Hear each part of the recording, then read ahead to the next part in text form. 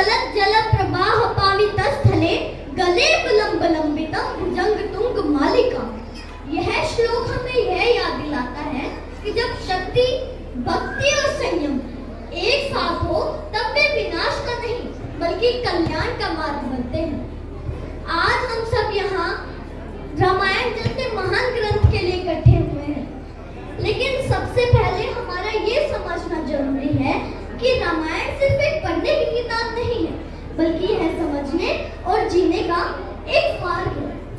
क्योंकि अगर हमने रामायण को पढ़ लिया लेकिन उसे अपने आचरण में नहीं उतारा तो उसका उद्देश्य अधूरा रह जाता है।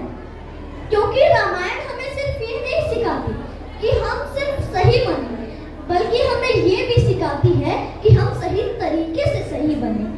क्योंकि आज हर व्यक्ति बदलाव चाहता है, लेकिन रामायण कहती है कि बदलाव अपने आचरण से ही शुरू होता है।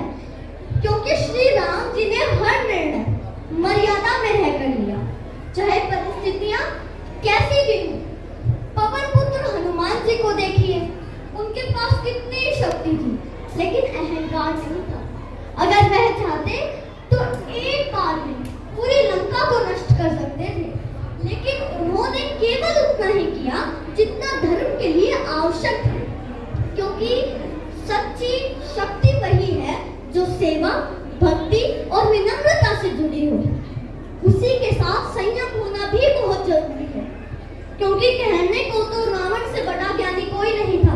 उनके पास शक्ति थी, ज्ञान था और भक्ति भी थी, लेकिन फिर भी वह हार गए।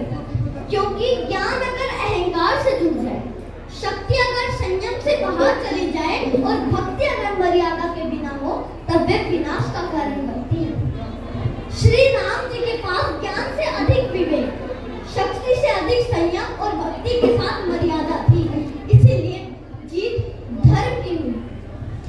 रामायण हमें केवल ये नहीं सिखाती कि गलत करना ही अधर्म है, बल्कि ये भी सिखाती है कि गलत होते देख चुप हो जाना भी अधर्म है। आज के समय में मर्यादा के एक अर्थ ये भी है कि सड़कों पे कचरा ना फैलाना, देश को स्वच्छ रखना। क्योंकि धर्म बड़े बड़े भाषणों से नहीं बल्कि छोटे छोटे सही कर्मों से निभाया जाता है। दगत दगत दगत ज्वलय ललाट पट्ट पावके किशोर चंद्रशेखरे रति प्रतिक्षणम मम।